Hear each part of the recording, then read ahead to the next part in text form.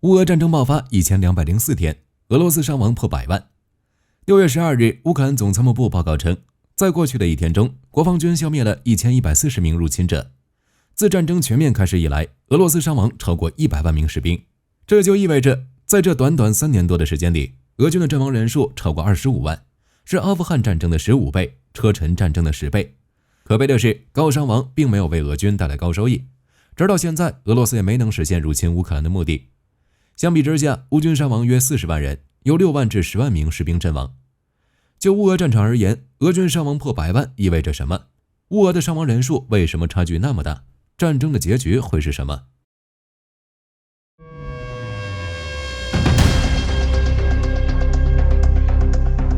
别的先不聊，火力军现在很好奇一件事，为什么俄罗斯对伤亡的承受能力那么高？前线伤亡破100万，后方征兵办还在到处拉壮丁。换个别的国家，早就出现大规模的抗议了，而俄罗斯人却还是一副无所谓的样子。在俄罗斯本土，也就普京刚发布部分动员令的时候，发生了一些骚乱，有袭击征兵办公室的，也有赶紧跑路逃离俄罗斯的。这一段时间过去后，俄罗斯国内就很少再出现抗议的声音。前线方向倒是偶尔出现俄军士兵造反、不听指挥的情况。普里戈金也当了一回真男人，率领着瓦格纳冲进俄罗斯本土，一天行军上千公里，直逼莫斯科。但是很可惜，这并没有对俄军造成什么重大影响。前线小规模的造反无济于事，瓦格纳的反抗也以失败告终。美欧也想不明白，在这种高伤亡的情况下，俄军士兵以及后方的民众为什么那么淡定？4月9日的时候，美国外交政策网站还报道了一篇文章，为什么俄军士兵不起义？外交政策援引乌克兰的说法，列举了俄军一系列问题，什么一线装备简陋，人员素质低下，每次进攻都会损失大量兵员，俄军前线士兵精神状态不正常等等。根据这些信息，外交政策得出了一个结论，绝大多数的俄军士兵患有心理疾病，并且畏战怕死。俄军的士气和战斗力正在被逐渐摧毁。之后就发出了灵魂拷问，都已经这样了，为什么这些士兵还不反抗莫斯科，推翻普京政府呢？一般情况下出现以上这种情况，那就意味着国内动荡。外交政策还特意举了一个例子，越南战争期间，美军的伤亡还没有俄军惨重，却引发了全国性的反战浪潮。结果在俄罗斯这边却没有出现类似的情况，国内始终平稳，前线部队也没有出现大规模哗变，这很不合理。但外交政策也没办法解释，只能粗暴地总结为俄军士兵缺乏反抗精神。那为什么会出现这种情况呢？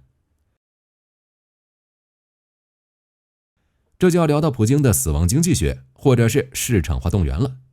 估计大家也知道，俄罗斯的那些动员兵都来自哪里？远东的布里亚特、外贝加尔和滨海边疆区，以及西伯利亚和北高加索地区等。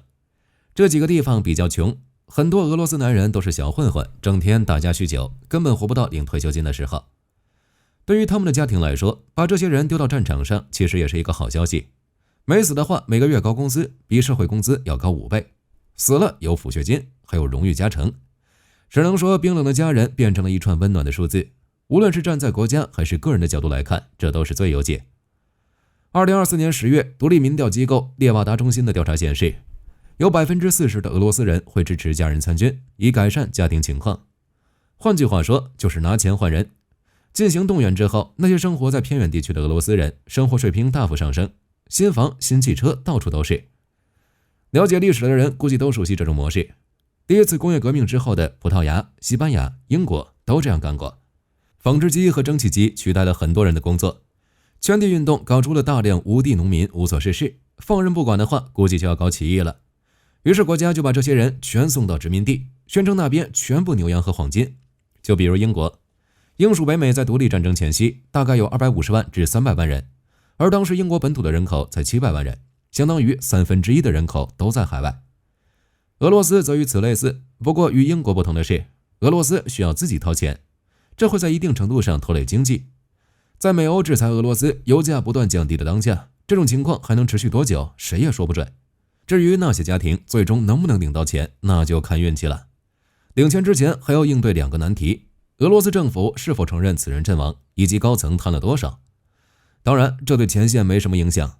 在那些俄军士兵的认知里，活着拿工资，死了拿抚恤金，钱有没有到位，他自己也不知道。这在一定程度上解决了士兵厌战的问题。这些士兵的家庭出身于远东这种穷乡僻壤，在俄罗斯政府有意管控的情况下，即使拿不到抚恤金，也闹不了太大的动静。与此同时，俄罗斯的媒体还将舆论引导至支持乌俄战争。俄罗斯官方甚至将乌俄战争比作第二次卫国战争，从而塑造国家认同感，强化保卫俄罗斯的信念。类似不当兵就不是俄罗斯人，这种想法也在一定程度上遏制了士兵的厌战情绪。即使部队遭受重大损失，这些士兵也能执行作战任务。不过洗脑这种待遇只有俄罗斯正规军才能享有，那些动员兵以及抓过来的壮丁可没有这种信念。之所以不起义，除了金钱的诱惑，还有一个原因，挂得太快，来不及起义就没了。之前我们也聊过，乌俄战场前线，俄军极度缺少装甲车辆，加上无人机的问题，俄军士兵大多是人海战术，甚至直接拿动员兵钓鱼。在这种情况下，俄军的伤亡极大，那些有异心的炮灰恐怕撑不到实施起义计划的时间。除了这些，俄罗斯看起来没什么动荡的原因还有一个，伤亡没有到极限，还能阵亡更多的士兵。在一战之前，沙俄的总人口为 1.75 亿左右，是当时欧洲人口最多的国家。一战中的总伤亡大约为950万人，占总人口的 5.4% 左右。在巨大伤亡的情况下，沙俄内部爆发动乱，于是10月革命爆发，推翻了沙俄的统治，成立了俄罗斯苏维埃联邦社会主义共和国。在二战时期，苏联总人口 1.96 亿左右，总伤亡大约为2650万人，占总人口的 13.5%。但即使如此，苏联也没有垮台，原因也很简单，苏联是战胜国，但战后人口结构严重失衡。对于俄罗斯来说，从表面上看，伤亡100万挺多的，阵亡人数相当于英国在二战的全部损失，逼近美国在二战的阵亡人数，也是美国8年越战阵亡人数的4倍。但是与沙俄、苏联这些老前辈相比，区100万伤亡不值一提。俄罗斯现在的总人口大约为 1.44 亿，伤亡人数还不到总人口的 1%， 远远小于一战的 5.4%。 就俄罗斯的潜力来说，远远没有达到极限。等到俄军伤亡达到800万的时候，其人口结构和社会稳定将受到严重冲击，估计会迅速崩盘。俄罗斯与前辈相比，100万伤亡不算多，但是与参战的另一方对比，那可就太多了。俄罗斯的阵亡人数超过25万人，而乌克兰有6万至10万名士兵阵亡。也就是说，一个乌克兰人可以砍死4个俄罗斯人。即使按照10万的数据计算，一个乌克兰人也能砍死 2.5 个俄罗斯人。为什么乌俄双方的伤亡人数会差那么多？即使损失一步步增加，俄罗斯依旧没有停下脚步，继续招募新兵投入乌俄战场。英国知名战略学者劳伦斯·弗里德曼表示，俄军的人海攻击是无谓的、消耗性的行动，但没有任何疲态的迹象，他们只是继续投入，这也是俄伤亡过重的原因之一。现代战争最好的选择其实是机动作战，尽快击败敌方。比如在二战早期，德国采取了闪电战，迅速击败法国、比利时和其他欧洲军队。在海湾战争与伊拉克战争，美国也是这样做的。在乌俄战争初期，普京也是这样想的，只是没有实现这个目标。最初的安东诺夫机场之战，俄罗斯的想法是直接控制乌克兰高层，以达到自己的目的。但是没想到乌克兰早已做好准备，俄空降兵直接落地成盒。另一边，俄罗斯的军改导致武装部队无法适应大规模的装甲进攻，营级战斗群的后勤出现了严重问题，被迫从基辅撤退，还爆了不少装备。在这个时期，普京就应该意识到乌俄战争已经变成了一次消耗战，需要放弃一部分战略目标，转为体面的和平。只是普京的选择与此相反，反而不断加码，最终越陷越深。或许是受到了沙俄与苏联的影响，俄军的进攻完全是不计代价。在阿夫迪夫卡之战中，普京为了营造胜利的氛围，集结重兵反复进攻5个月，最终结果则是乌军得地，俄军获胜。乌军以7-1的人员损失比以及13-1的装备损失比击败俄军，但最终因装备问题撤退。俄军的指挥官也有一定的问题，高级将领的权限太大，这种模式在战场中缺乏灵活性，中下级军官无法根据战场情况做出快速反应，这就造成了一些不必要的损失。最典型的例子就是俄军拉平上将、伊久姆惨败以及库尔斯克失守都有拉平的因素。其次，乌克兰作为防守方，并且是本土作战，自然具备一定的优势。在乌俄作战期间，乌军使用战壕、龙牙地雷和其他障碍物，严重影响了俄军的推进速度。在此期间，乌军则是使用无人机打击俄军装备车辆，致使俄军采用人海战术。实际作战时，俄军指挥官会将那些动员兵当作炮灰，引诱乌军对其发动攻击。在探查乌军阵地之后，再派遣那些比较优秀的正规军，那些用来钓鱼的炮灰是死亡 buff 拉满，没有装甲力量，没有火力支援，阵亡率自然一路飙升。俄罗斯采用这种战术也是有原因的，动员兵的基础素质太差，起不到太大的作用。上面我们也聊了，俄军动员兵大多来自贫困地区，并且还有很多的战犯，就比如瓦格纳大概组织了5万人在乌克兰作战，其中1万人属于合同制，另外4万人则是从监狱招募的囚犯。这些人仅仅是经过简单的训练就被拉到战场，素质低下，最好的选择就是前线。损失那么大，俄军却没有取得太大的进展。自2024年1月以来，俄罗斯仅占领了乌克兰不到1%的领土。美国战略与国际研究中心的数据显示，自2024年1月以来，俄军的推进速度极为缓慢，仅夺取了乌克兰大约5000平方公里的领土，这还不到乌克兰领土的1%，其主要发生在顿涅茨克、卢甘斯克和哈尔科夫。在顿涅茨克前线，俄罗斯在2023年10月发动了新的攻势，之后在2024年2月占领阿夫迪夫卡，下一个目标就是红军村。从这个时间到2025年4月，俄军仅向西推进了60公里，平均每天135米。在哈尔科夫地区，俄军的推进速度更慢。2024年11月，俄军向库皮扬斯克附近发动攻击，越过奥斯基尔河并向西推进，试图包围该市。在接下来5个月的时间里，俄军最远推进了8公里，平均每天推进50米。在一战时期的索姆河战役中，英法好歹还能每天推进80米。其他战线方面，俄罗斯几乎没有任何进展。在机械化作战的当下，俄军的推进速度是真的慢。相比之下，在乌俄战争的初始阶段，也就是2022年2月至4月，俄军从白俄罗斯向基辅方向推进120公里，平均每天推进3120米。在另一条战线上，俄军从本土出发，穿过苏梅和切尔尼戈夫，向基辅东郊推进了250公里，平均每天6675米。2022年秋季，乌军也进行了多次反攻。在哈尔科夫方向，乌军以每天推进7400米的速度，重新夺回了哈尔科夫市区与周边地区。在赫尔松地区，乌军以每天500米的推进速度收复赫尔松市，并使用海马斯截断俄军后勤极限，并将俄军赶到第聂伯河左岸。在对库尔斯克发动进攻时，乌军在3周内向前推进了30公里，平均每天推进1250米。没有对比就没有伤害，俄军每天几十米的推进速度，不知道还以为回到一战了。此外，推进速度慢也就意味着没什么战果。自2024年1月以来，俄军最大的战果来自顿涅茨克地区。在进攻红军村的过程中，一共占领了大约3100平方公里的土地。在库皮扬斯克地区，占领了大约500平方公里的领土。即使加上其他零零碎碎的地区，在过去1年多的时间里，俄军占领的领土也不过5000平方公里。到2025年4月之后，平均每天占领约6平方公里。按照这个速度，俄军再打100年也赢不了。相比之下，俄军当前的战果远小于战争初期。在俄乌战争初期，俄军在不到5周的时间内夺取了乌克兰大约12万平方公里的领土。当然，乌军的收复速度也很快。截至2024年4月底，乌军就已经收复了大约5万平方公里的土地。在哈尔科夫大反攻与赫尔松反攻期间，在11周内收复了 1.7 万平方公里的土地。鉴于俄罗斯在战场的得失，6月4日，《纽约时报》报道称，俄罗斯在乌俄战场的行动堪称现代史上最缓慢的进攻之一，伤亡超过100万，战果却微不足道，还损失了大量的装备。从战初的每天推进6675米到现在的每天推进50米，俄罗斯到底经历了什么？乌俄战场之上，俄军的推进速度之所以越来越慢，原因有很多，比如北约对乌克兰的援助、乌军的防御攻势以及己方后勤出现问题等等。但归根结底，还是自己的损失太过严重。根据乌克兰总参谋的报道，摧毁俄军1万辆坦克、2万多辆装甲战车以及近3万门火炮。这里究竟有多少水分，谁也不确定。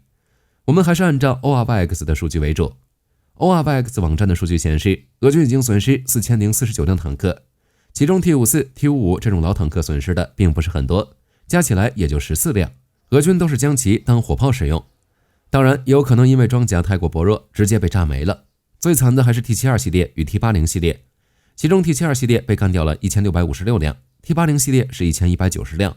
就连 T90 这种王牌坦克，俄罗斯也损失了192辆，装甲战车则损失了2168辆，步兵战车损失了6018辆，装甲运兵车668辆。